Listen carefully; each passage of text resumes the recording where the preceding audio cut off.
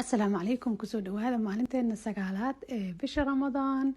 sida arkayso mararka qaar ilmaha way iskaga darsantaa 6 iyo 9 marka dambe waa la helay alxamdulilah meesha la soo suray. ilmahaaga mar walba haddii aad wax barto insha allah aragtin wax ku yara dhiban yihiin adiga u dulqaado in badan waxay isku dayna fahansiiso marka ilmahaaga u dulqaado in badan insha allah haddii wax fahmi waayaan haddii noqotina marar badan ku celceliso is okay dhib malahan adiga u niyeysa khayr bishan ramadaan camalka wanaagsan oo sameynayno dhan u niyeysa khayr halka maanta inaan barana magacyada ilaahay 3 kamida iyo malaa'igta magacyadooda 2 kamida marka ramadaanka koo markuu ahay ma xasuustiin waxaan sameynay